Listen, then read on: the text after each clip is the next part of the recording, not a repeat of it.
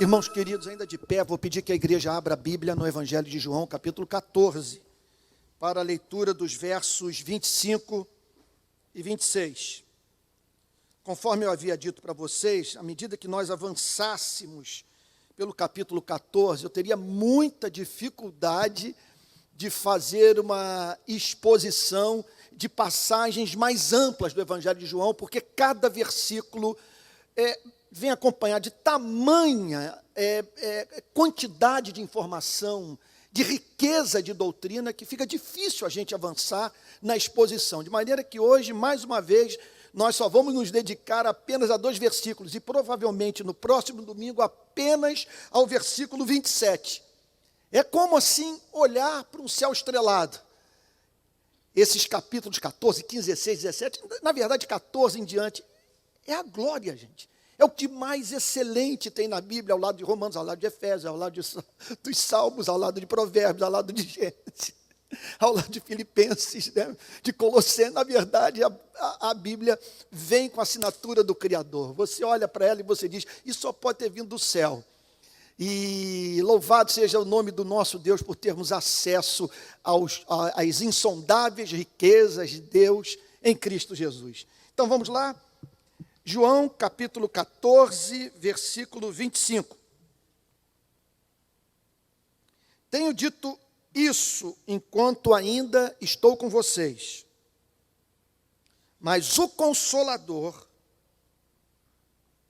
o Espírito Santo, que o Pai enviará em meu nome, esse ensinará a vocês todas as coisas e fará com que se lembrem de tudo o que eu lhes disse. Agora vejam se o verso 27 não merece ter um tratamento todo especial no próximo domingo. Olha que coisa linda. Deixo com vocês a paz.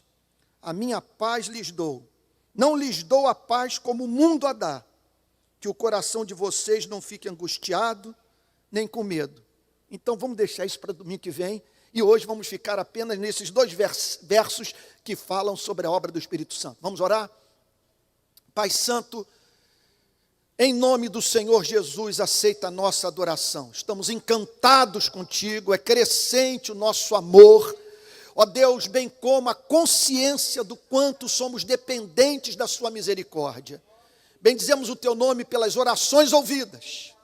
Confessamos nesta manhã as nossas transgressões. Pedimos que o Senhor cubra os pecados dessa igreja, Senhor, tratando-a segundo a sua misericórdia, não segundo sua justiça.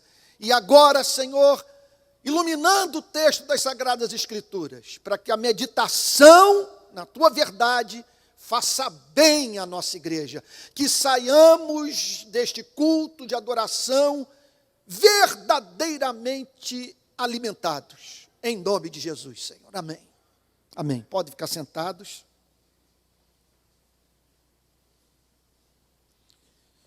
Irmãos queridos, João capítulo 14, de 25 a 26. Tenho dito isso enquanto ainda estou com vocês. Cristo está para partir dentro de poucas horas. A crucificação se aproxima, a sombra já faz cruz, a cruz já faz sombra sobre a vida do nosso Salvador.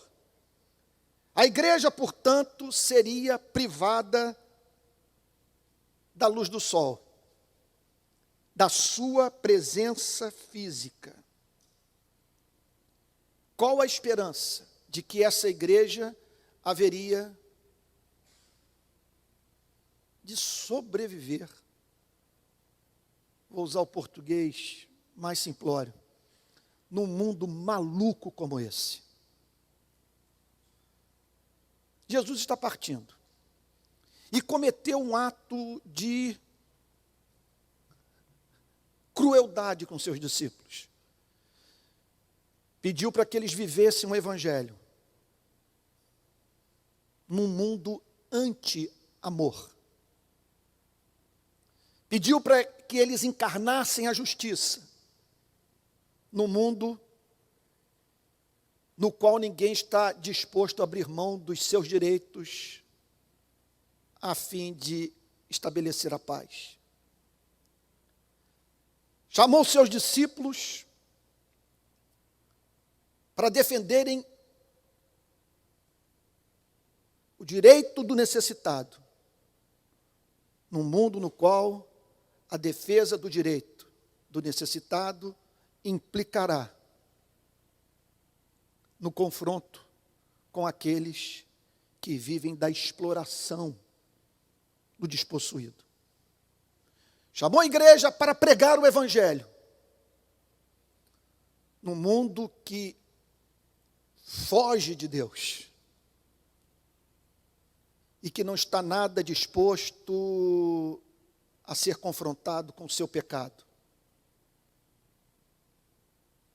vindo a se arrepender, depor armas e se reconciliar com o Rei do Universo, contra o qual a nossa espécie se insurgiu.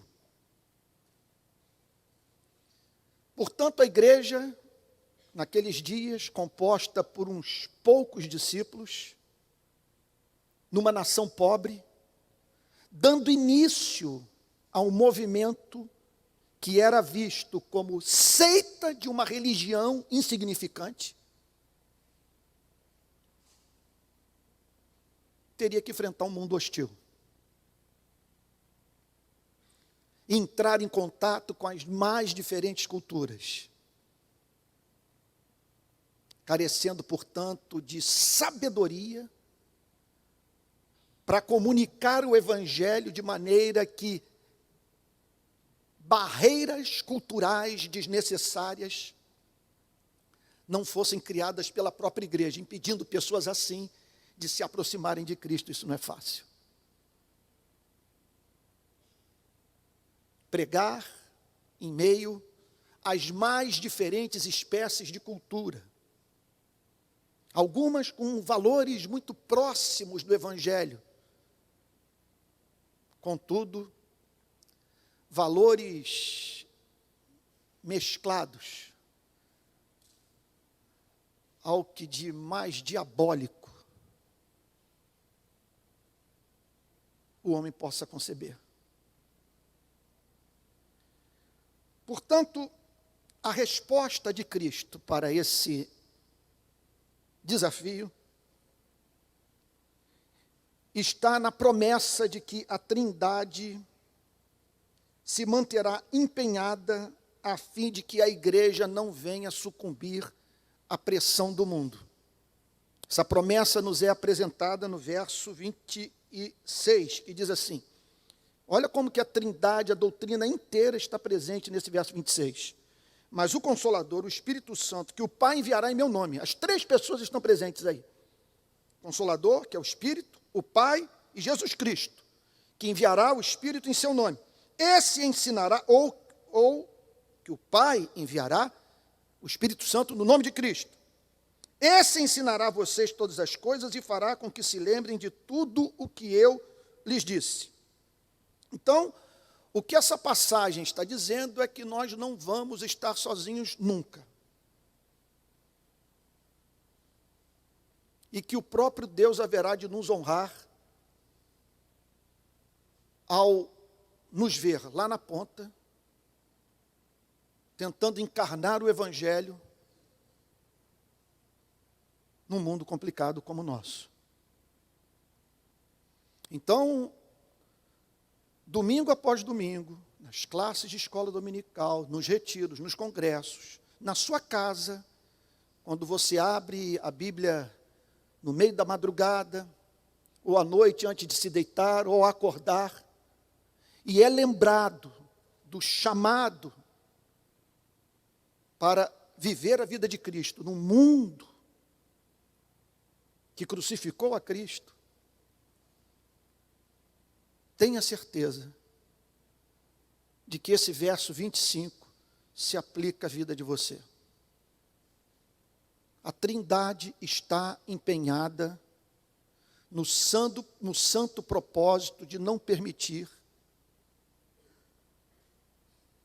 que você venha sucumbir diante de toda a pressão. Fico imaginando as pressões que você enfrenta no ambiente de trabalho, as pressões que você enfrenta em sala de aula, na universidade onde você leciona ou na qual está matriculado, os conflitos que você vive no seu dia a dia. Alguns que são inerentes ao seu compromisso com os valores do reino de Cristo, e outros que têm relação com a sua associação com o nome do próprio Cristo. Então, notem bem, vamos trazer à nossa memória o contexto. Jesus está partindo. Os discípulos não terão mais a sua companhia física, ele não estará mais ao seu lado para os orientar. Jesus os chamou para uma vida suicida. Tanto é que dos 11 para os quais ele aqui se dirigiu, 10 sofreram morte de Marte. 10 morreram violentamente, 10 foram assassinados. Só João escapou.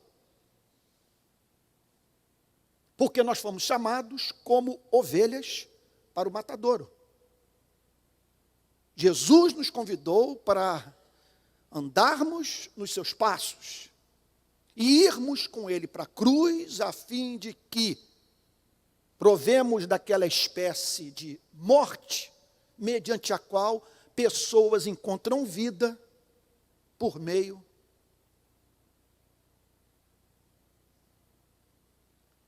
do fim da nossa vida. Para que chegássemos aqui, foi necessário que muito sangue tivesse que ser derramado. A história do cristianismo é a história de um massacre sistemático que os cristãos sofreram ao longo de toda a história da igreja do nosso Salvador. A ponto de Tertuliano, os primórdios do cristianismo, declarar que o sangue dos mártires é a semente do evangelho.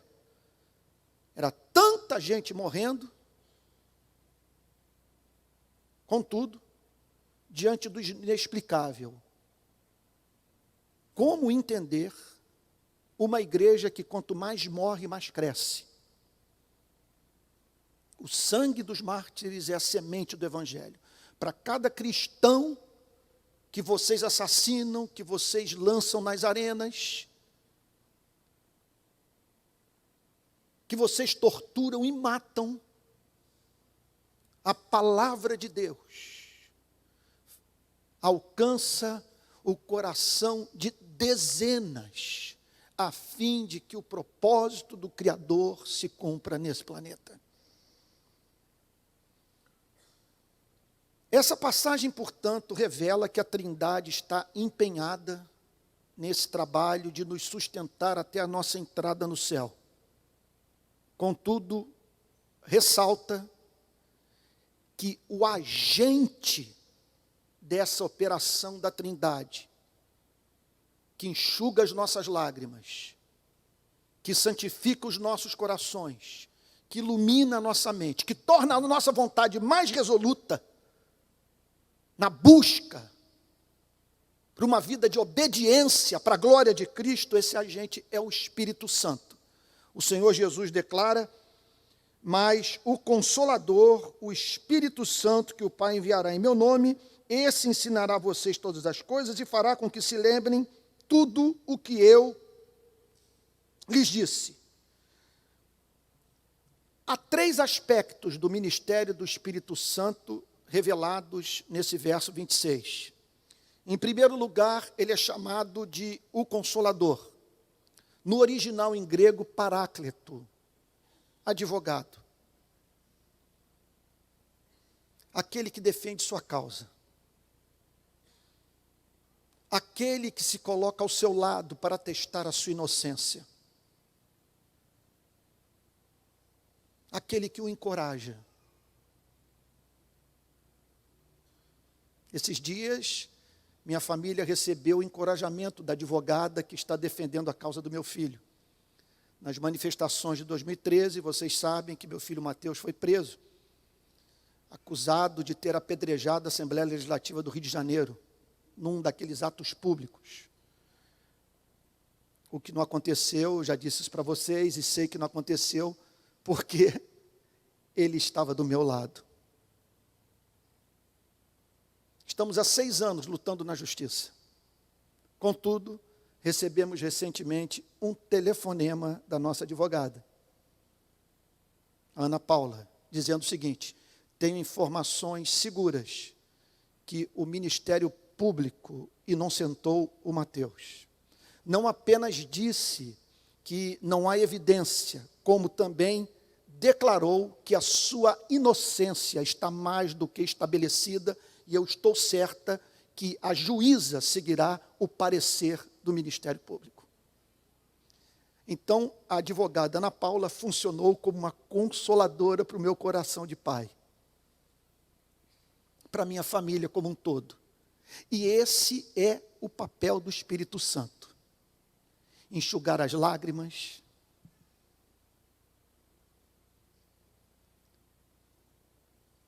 derramar perdão por aqueles que nos abandonam no momento da maior necessidade, por aqueles que deliberadamente tramam contra as nossas vidas. É o Espírito Santo que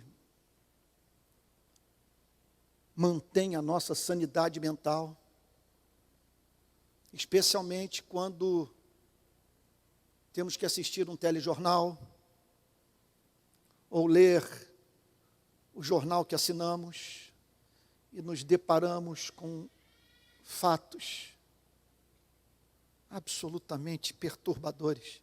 Essa semana, o IBGE publicou uma estatística que dá conta que 13,5 milhões de brasileiros vivem apenas com R$ 145 por mês. R$ 145 é menos do que algumas famílias da nossa igreja vão gastar daqui a pouco no almoço. Eu te dou R$ 145 para você viver. As cenas de tortura divulgadas essa semana pelos nossos jornais, nos presídios do Pará, superlotados,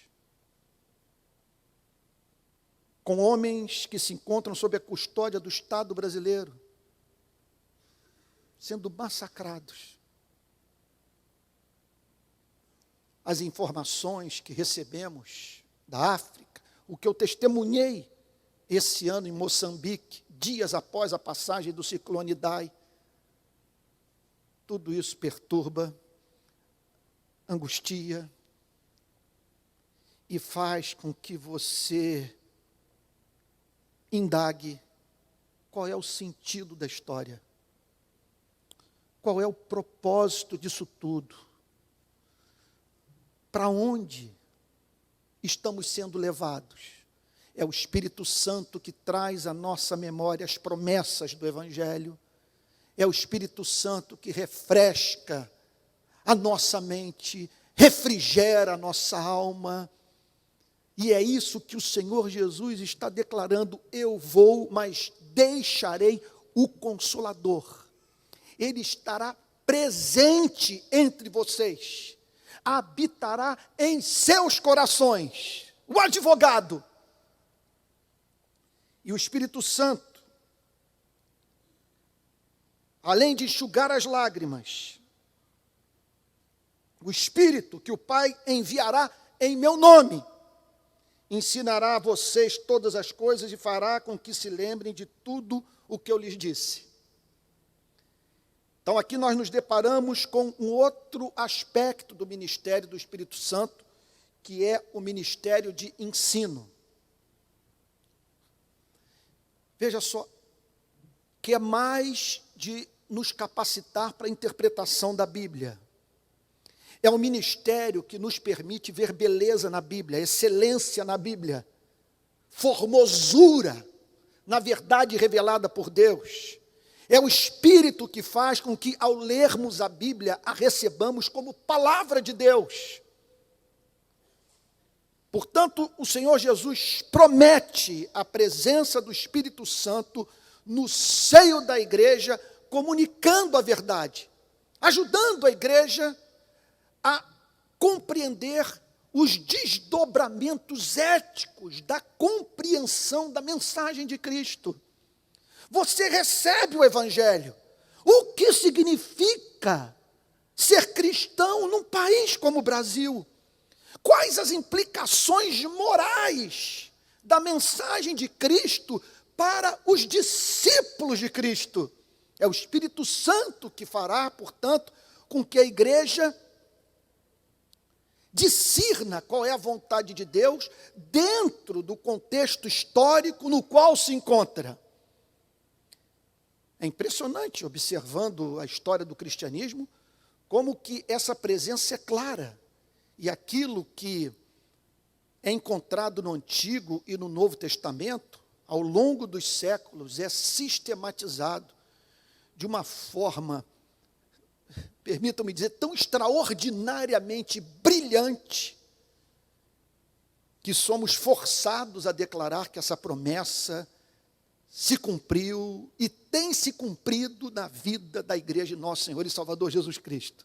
Olha, basta nós vermos aquelas declarações que não estão na Bíblia e que foram encontradas nos lábios ou nos escritos das gerações subsequentes de cristãos que, com base no material da Bíblia, conseguiram apresentar a verdade numa roupagem tão nova, tão bela, e com aplicações práticas tão diversas, que somos muitas vezes até mesmo levados a dizer: meu pai, essa declaração poderia estar perfeitamente na Bíblia. Por exemplo, quando nós vemos Agostinho, chamado Santo Agostinho, nas primeiras páginas das suas confissões, dizendo a seguinte coisa: tu nos fizestes para ti, e o nosso coração não encontra descanso enquanto não descansa em ti.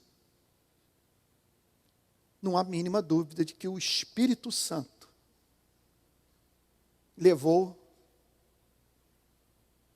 aquele pai da igreja, aquele luminar, nos primórdios da formação do mundo ocidental, fazer uma declaração que, se fosse compreendida pela humanidade, ajudaria os seres humanos a entenderem qual a raiz dos seus problemas psicológicos e existenciais. Pensem numa frase, se não me falha a memória, de Henry Scougal: a beleza da alma consiste no objeto do seu amor. Que declaração extraordinária! Você quer conhecer uma pessoa? Pergunte a ela o que ela ama. Você quer conhecer a si mesmo?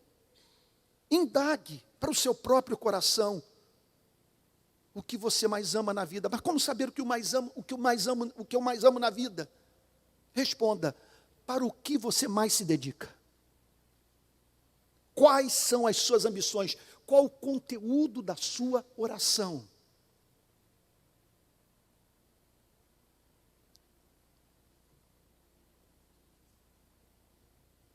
Uma outra frase que prova o ministério do Espírito Santo: eu irei, mas deixarei o Consolador.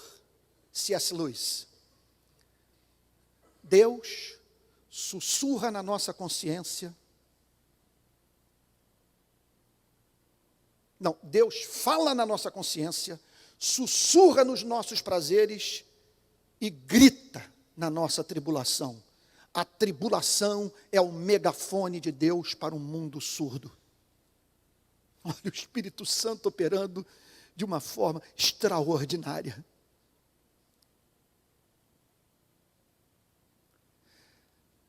Não há mínima dúvida de que essa promessa se cumpriu no trabalho de sistematização da Bíblia, em especial na vida de um homem como João Calvino. Se você quer entender as Sagradas Escrituras,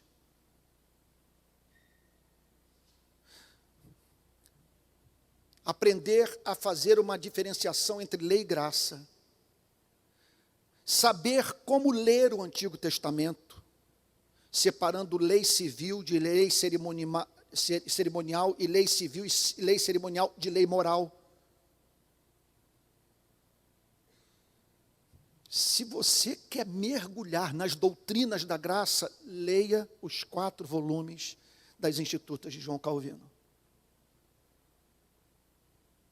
E a maravilha é saber que esse espírito, em pleno século XX, século XXI, continua atuando na vida da igreja. Olhe, por exemplo, para a série de exposições bíblicas de Martin Lloyd Jones. Eu tenho para mim que em toda a história do cristianismo, ninguém expôs Romanos e Efésios como Martin Lloyd Jones. Olhe, por exemplo, para o comentário de Martinho Lutero sobre a carta de Paulo aos Gálatas. Até onde o meu conhecimento me permite avançar, eu declaro que em toda a história do cristianismo, ninguém conseguiu falar sobre a graça de Deus como Martinho Lutero, e em especial no seu comentário sobre a carta do apóstolo Paulo aos Gálatas. Esse espírito, portanto, é o espírito que permite à igreja, a partir do conhecimento das Sagradas Escrituras, dialogar com as demais disciplinas do pensamento humano. Então, é o Espírito Santo que nos permite dialogar com a psicanálise, com a antropologia, com a sociologia, com a ciência política e assim por diante. A promessa foi feita. Portanto, a igreja, se vivesse na mais profunda, radical dependência do Espírito Santo, seria hoje, nesse país, luz para a nossa nação. Os nossos articulistas seriam os mais precisos, de escritos mais simétricos e justos. Estaríamos em condição de apresentar uma radiografia sobre os males que enfrentamos e que tanto nos infelicitam. Está aí a promessa. Eu deixarei o Espírito Santo, que o Pai enviará em meu nome, com base no meu sacrifício, com base na obra que levarei a cabo na cruz. O Pai enviará em meu nome e Ele ensinará a vocês todas as coisas.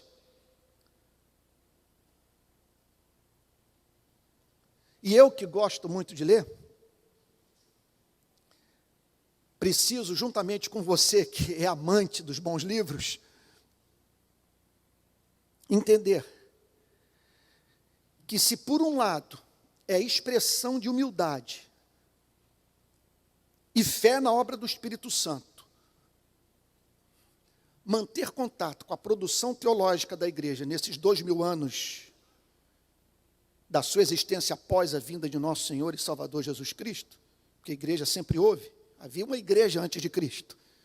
Depois de Cristo, a igreja alcança a sua maturidade espiritual. Antes de Cristo, a fé da igreja era prospectiva, olhava para o Messias que viria. Depois de Cristo, esta fé se torna retrospectiva, a igreja é encontrada olhando para o Cristo que veio. E esse Cristo que prometeu o Espírito Santo à igreja, nos chama para valorizarmos a obra do Espírito nesses 2000 anos de operação da graça de Deus no seio da igreja. Eu me lembro de uma discussão que eu ousei ter com o Dr. Russell Shedd no nosso antigo templo. O Dr. Russell Shedd apresentou uma doutrina aqui, numa reunião de domingo à noite, com a qual eu, que sou razoavelmente familiarizado com o mundo da teologia, jamais me havia deparado.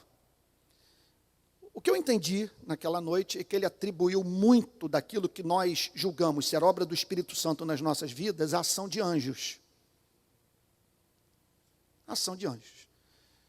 Aí eu ouvi aquilo e eu perguntei, Dr. Russell Shedd, mas respeitosamente, como não respeitar aquele homem? A filha dele conta, eu só sei que papai é pecador porque a Bíblia diz, porque eu nunca vi meu pai pecar. Um santo.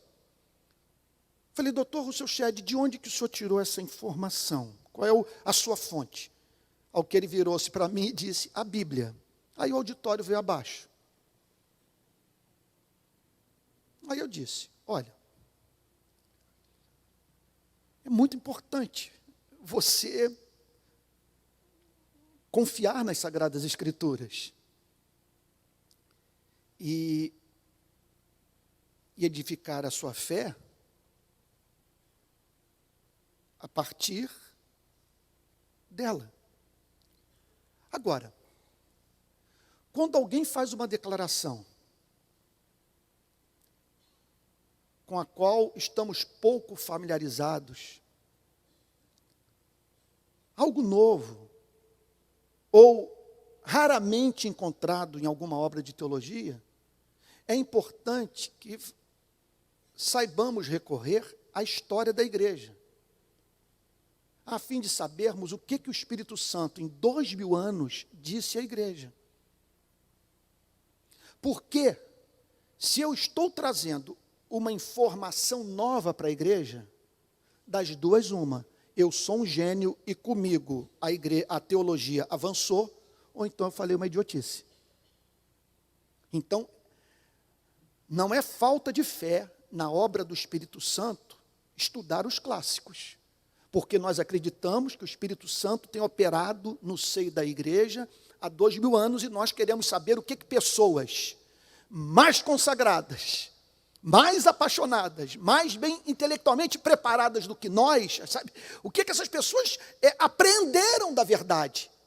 Então nós temos todo esse legado. Agora, o que essa passagem está nos dizendo, contudo, é que nós precisamos aprender também a viver do nosso próprio pensamento. O que eu estou querendo dizer com isso? Não é uma independência intelectual completa, mas sim a convicção de que essa promessa se aplica à nossa vida, que o Espírito Santo pode agir em nós, nos ajudando a pensar corretamente. E não há mínima dúvida que grandes questões nós resolveríamos na nossa vida, questões pessoais, existenciais, filosóficas, teológicas, se nós separássemos tempo para orar. E antes de agirmos precipitadamente, correndo para o computador ou para o celular, para registrar numa rede social qualquer o que queremos dizer, pararmos para ouvir o Espírito Santo. E com a Bíblia aberta, em espírito de oração, deixarmos o Espírito falar ao nosso coração e nos esclarecer. E esse Espírito também é o Espírito que refresca a memória da igreja. Olha o que o texto declara. Mas o Consolador, o Espírito Santo, que o Pai enviará em meu nome, esse ensinará a vocês todas as coisas e fará com que se lembrem de tudo o que eu lhes disse. Notem, fará com que se lembrem. Essa promessa foi aplicada em primeiro lugar aos 11. Essa promessa foi feita para os apóstolos.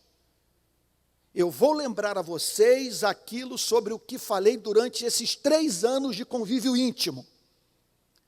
Isso será trazido à memória de vocês pelo Espírito Santo. Aqui, portanto, nós estamos diante de um dos fundamentos da nossa crença na inspiração das Sagradas Escrituras. Jesus prometeu que o Espírito Santo socorreria os discípulos a fim de que esses tivessem a sua memória renovada, de modo que se lembrassem com exatidão da mensagem do nosso Senhor e Salvador Jesus Cristo. E sendo assim, a registrassem de modo infalível. Os teólogos, é importante aqui que se diga isso, eles dividem essa obra em 3 operações distintas do Espírito Santo: revelação, inspiração e iluminação. Revelação tem o sentido do Espírito Santo revelar à igreja o conteúdo da verdade. Inspiração é aquela obra do Espírito Santo mediante a qual o que foi revelado é registrado de modo infalível. E a iluminação é aquela obra do Espírito que permite ao crente que está com a Bíblia aberta compreender o conteúdo da revelação que foi registrado de modo infalível pelo Espírito Santo. Então não há mais revelação, não há mais inspiração. A promessa que nós temos para os dias de hoje é que o Espírito Santo nos ajudará a entender a verdade já revelada. O edifício já está de pé. Os fundamentos já foram fixados. Quais são os fundamentos? A mensagem dos profetas e a mensagem dos apóstolos. E o que nós precisamos agora é saber o que vamos edificar sobre esse fundamento. Se será ouro ou palha. Mas o fundamento já está aí. As escrituras do Antigo e do Novo Testamento. Agora observem. Fará com que se lembrem de tudo o que eu lhes disse. Não é fará com que vocês se lembrem das suas passagens favoritas. Fará com que vocês se lembrem de tudo, porque eu quero que vocês desenvolvam um pensamento teológico simétrico. E não é fato, gente, que esse é o nosso problema? A falta de simetria. Nós vemos igrejas profundamente preocupadas com doutrina, e tudo que elas veem na Bíblia é conhecimento doutrinário. Outras igrejas fazem o oposto, pouco se importam com doutrina. Tudo que elas veem na Bíblia é experiência. E, portanto, vivem numa atmosfera mística, esperando novas revelações, infusões do Espírito Santo. Enquanto que outras igrejas dizem o seguinte: nós não temos tempo para essas experiências ociosas, bem como para ficar divagando. O que carecemos é de estar na ponta, pregando o Evangelho, lutando pela justiça.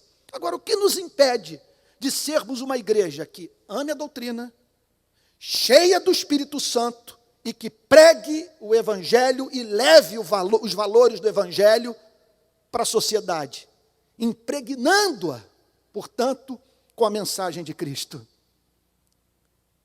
Nós vemos também essa incapacidade da igreja lembrar-se da mensagem completa de Cristo, quando essa igreja enfatiza determinados aspectos da ética em detrimento de outros. Isso é alguma coisa muito impressionante, que gera essa assimetria de caráter. Igrejas, portanto, cujo discurso é totalmente voltado para a família, para a área da sexualidade e do controle do uso de bebidas alcoólicas. De maneira que o cristianismo passa a ser visto apenas em termos de você ser hétero, monogâmico, abstêmio, bom pagador de imposto, enquanto se mantém alheio.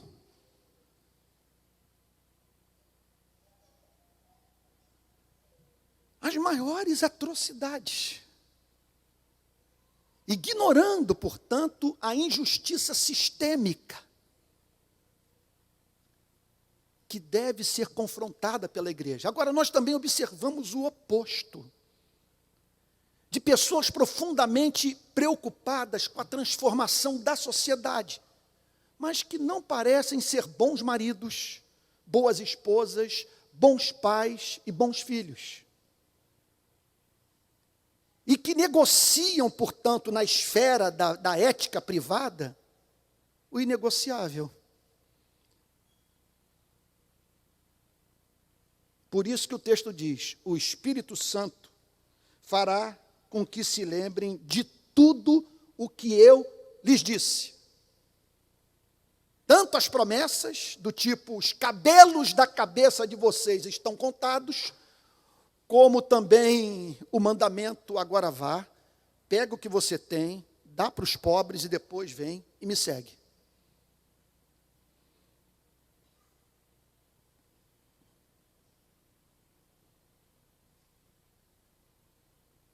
se é tudo,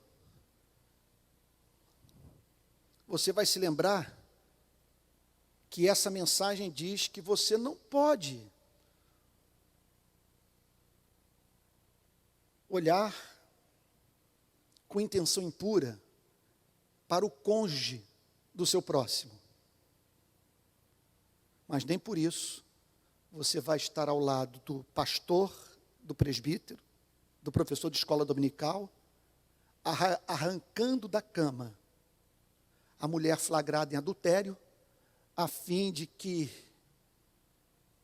participe da sessão de apedrejamento.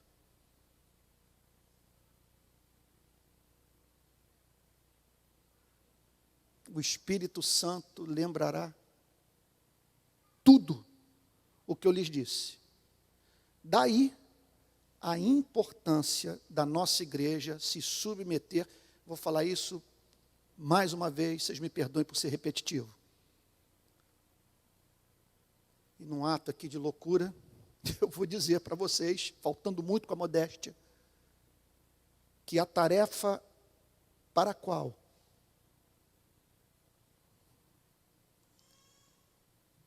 essa igreja se dedica, na figura do seu pastor, de expor livros inteiros da Bíblia durante anos consecutivos, é o principal meio para que a igreja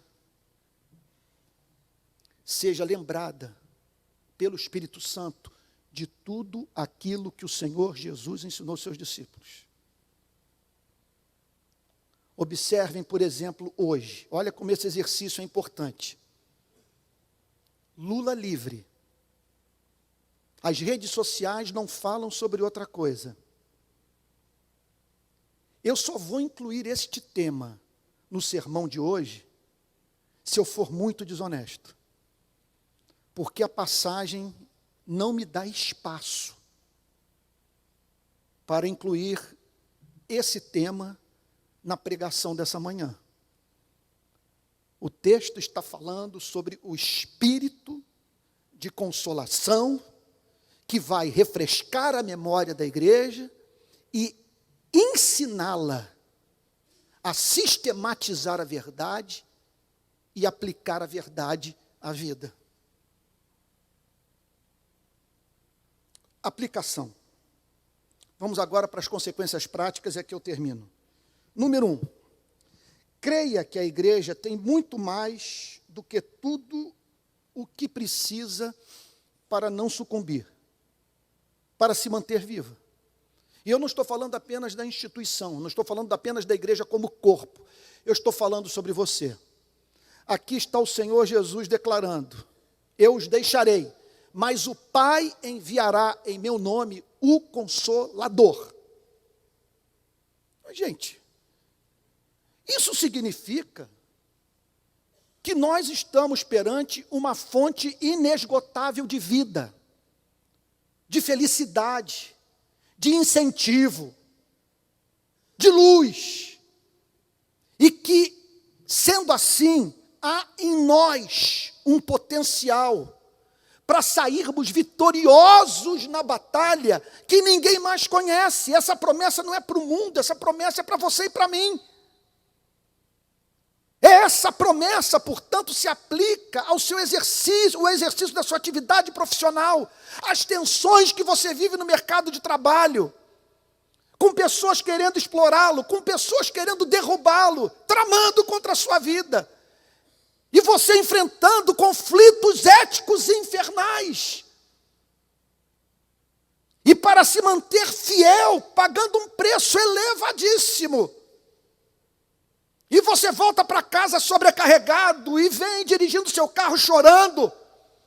E muitas vezes não consegue aterrissar, conversar com o cônjuge, de tão abatido, de tão frustrado, de tão decepcionado, de tão pressionado que você se sente.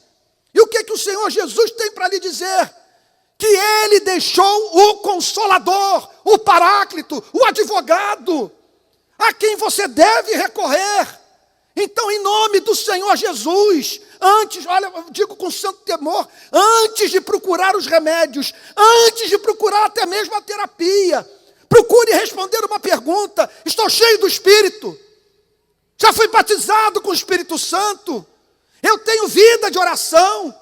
Eu me aposso do maná de Deus, momento a momento, segundo a segundo, porque a promessa está aí, feita por um Cristo que não mente. E por um Cristo aflito. Um Cristo que não queria deixar a sua igreja com sentimento de orfandade. E que disse: eu vou, mas no meu nome. Porque eu comprei essa redenção para o meu povo. O Pai enviará o Consolador. E por isso, em nome do Senhor Jesus, não menosprezando o uso de medicamento, a terapia, nem julgando que seja crente de segunda categoria quem se faça valer desses recursos. Domingo retrasado eu disse isso na Betânia, até mencionando vários membros que eu conheço. Havia um psicanalista, outro psicólogo e tal, vários profissionais dessa área. Eu disse: olha, vocês me perdoem, eu não entendo nada de psiquiatria, então não posso falar aqui sobre as causas fisiológicas da depressão. Também não tenho formação em psicanálise. Teria dificuldade de falar com precisão sobre os fatores inconscientes da angústia. Eu sou pastor.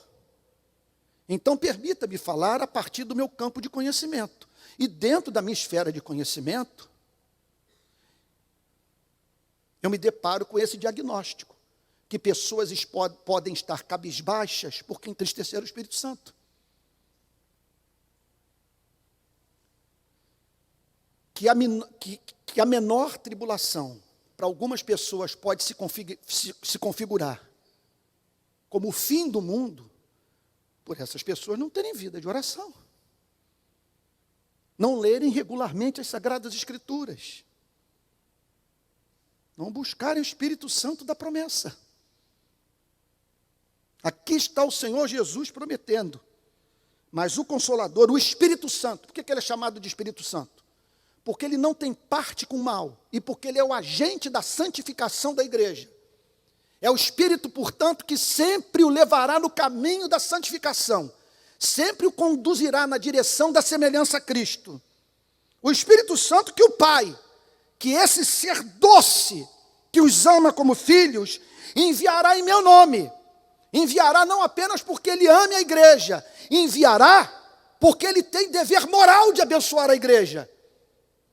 Digo isso com santa reverência, porque ele decretou que seria obrigado a abençoar aqueles que seriam comprados pelo sangue de Jesus Cristo. Então ele tem um compromisso de derramar o seu Espírito sobre a igreja, porque em nome de Jesus Cristo esta bênção é nossa, é sua e minha, a bênção do Espírito Santo. Portanto, amados irmãos, eu não sei o que me aguarda. Olha, nos últimos dias, não se compara com as tribulações que você está enfrentando, que eu vou mencionar agora, mas são aquelas coisas que acontecem no seu dia a dia que te irritam e que são uma verdadeira prova para a fé. Por exemplo, estava tomando banho uma semana atrás, de repente a Adriane grita lá de dentro de um quarto: Antônio, sai do banho, para com tudo, desliga as torneiras. Eu falei: o que está vendo? Gente, o cano da caixa d'água estourou. Minha casa foi batizada por aspersão.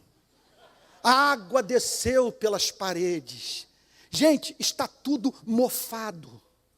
Manchas pretas, um odor horroroso. Manchou a parede do closet. Bom, pelo menos eu tenho um closet.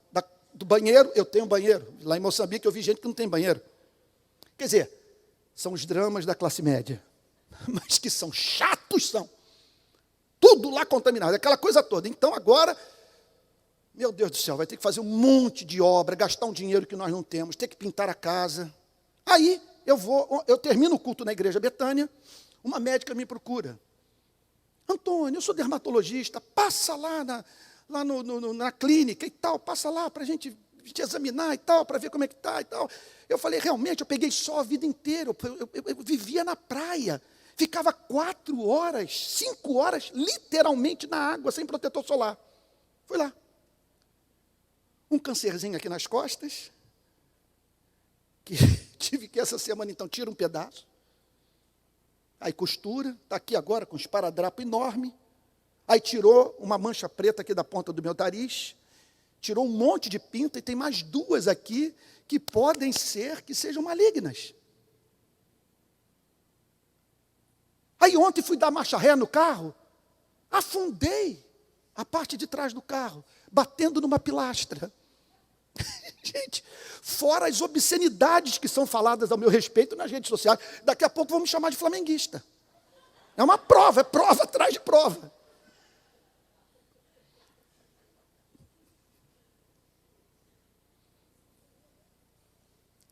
Eu conto tudo isso, é o antitestemunho, né? Amados irmãos, estou aqui dessa manhã para lhes dar um antitestemunho. Eu quero dizer que eu bati com um carro, que minha casa foi inundada e que agora eu estou com um pedaço da minha pele que foi encaminhado para uma biópsia para saber se eu fiz um câncer de pele ou não. Mas por que eu falo tudo isso? Para dizer, não é só com você. Todo mundo passa a prova. É você e o pessoal que toma café pilão. Todo mundo. Agora, qual é a esperança? Eu não sei o que vem por aí. Contudo, o Consolador é meu. Nunca eu estarei, preste atenção. Olha lá, agora vou dar uma de pentecostal. O espírito do Tuca baixou em mim, do irmão que está aqui na reunião de oração na segunda-feira. É aquele mesmo espírito que opera na vida dele, que está trazendo tanta alegria ao nosso coração nas reuniões de oração. O espírito veio sobre mim. Então, meu servo, eis que lhe digo, que o Espírito Santo acompanhará por todos os dias da sua vida, e que os recursos da graça de Deus, para a sua vida, sempre excederão, em muito, as suas necessidades. Portanto, não tema, viva de modo desassombrado, tudo posso naquele que me fortalece, que Jesus deixou o Consolador. Outro ponto, busque a sabedoria que o Espírito Santo dá gratuitamente. Ele falou que vai ensinar, e você está lidando com questões terríveis, dialéticas, que você diz, o que eu respondo? Como lidar com isso? Eu nunca me deparei com uma coisa dessa na minha vida. Eu não fui preparado para isso. Essa lição não me foi ensinada no seminário teológico, falando aqui dos dramas dos pastores. Você na favela, essa experiência que eu vivi com um mega traficante do Rio de Janeiro. Vai lá, rapaz, se entrega. Eu vou com você para a delegacia. Eu contrato advogado, entrega essas armas, entrega essas drogas. Vamos juntos recomeçar a vida. Larga tudo isso. Ele vira-se para mim e diz, pastor, se eu atender o seu pedido, eu morro no sistema prisional. E entre morrer aos poucos, eu prefiro morrer de uma só vez. Vão me botar em solitária, eu vou ser torturado. E ele deixou subentendido que com as informações que ele tem, esse é o drama de muitos. Aí você está lá na ponta.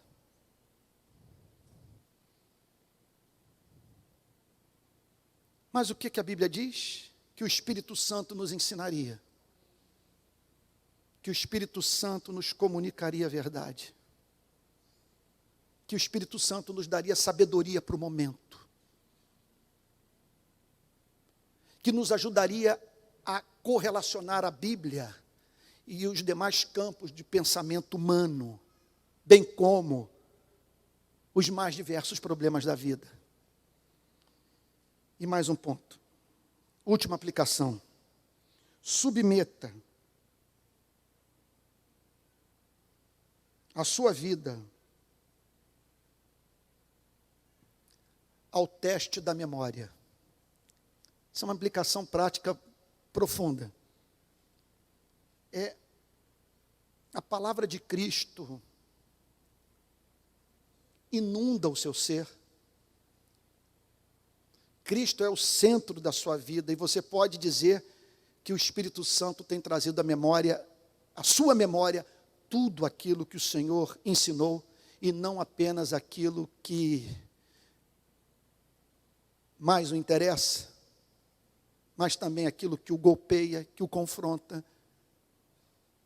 que faz com que você peça graça a Deus para poder crer e obedecer.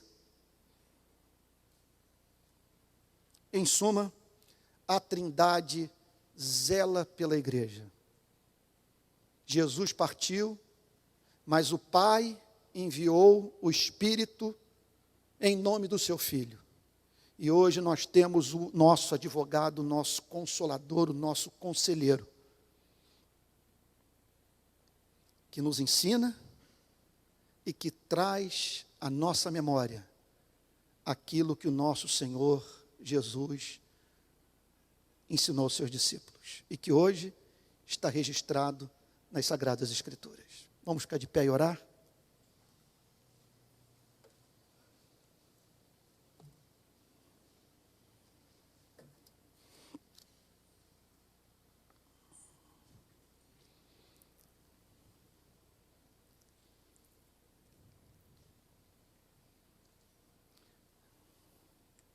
Talvez você tenha entrado aqui muito sobrecarregado.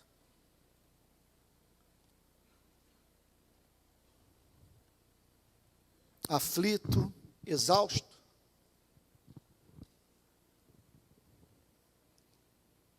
Se sentindo no deserto.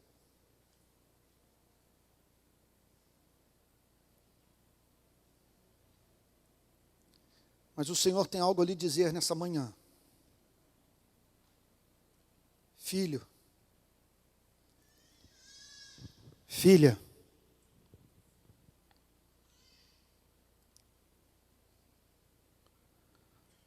o que eu tenho para você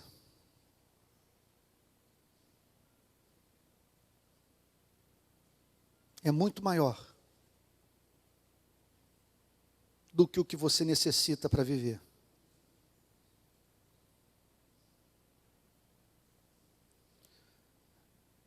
Não olhe tanto para o que eu posso fazer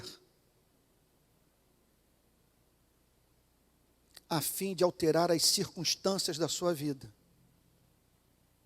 Olhe para o que eu posso fazer pela sua vida. Pois eu quero lhe dar independência. Quero derramar minha alegria, meu gozo sobre o seu coração. Quero testificar com o teu espírito que você é meu.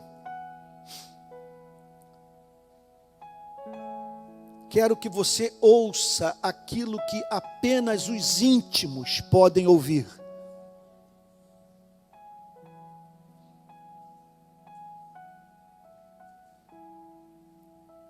Filho, filha, chega de viver sobressaltado, na ponta dos pés, escrutando o amanhã, indagando: o que será de mim se tais e tais coisas acontecerem?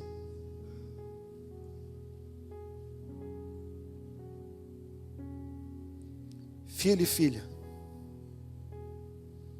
amados meu, diz o Senhor, meu amor por você é antigo.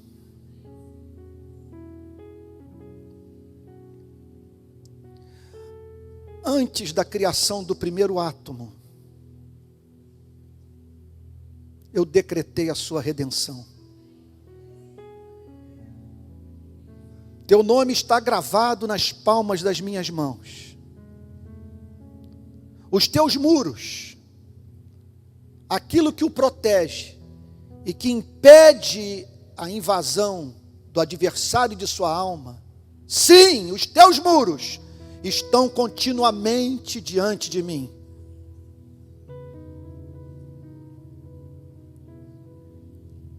Pai Santo, são dias difíceis no nosso país, na nossa cidade.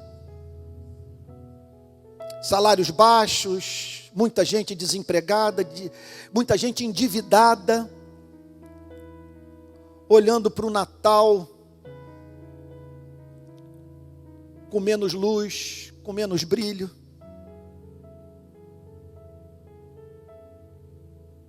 Em nome de Jesus, Senhor, fortalece a tua igreja. Senhor amado, não pedimos ouro nem prata, nós pedimos a força de Sansão. Nós pedimos as línguas de fogo, Senhor. Aquela comunicação interna do teu Espírito, Senhor, que nos apresenta uma palavra, uma única palavra, Senhor, que tudo muda, que altera o nosso estado de espírito, de humor, e que faz com que nos levantemos desassombrados. Espírito Santo, visita a tua igreja nessa manhã, refresca a memória de todos, comunica, Senhor, a tua verdade, e coloque-se ao lado do abatido, e como bom, amável, fiel advogado, traz boas novas de esperança para cada coração. E que a graça do Senhor Jesus Cristo, o amor de Deus o Pai e a comunhão do Espírito Santo sejam com cada um de vós, desde agora e para todo sempre. Amém.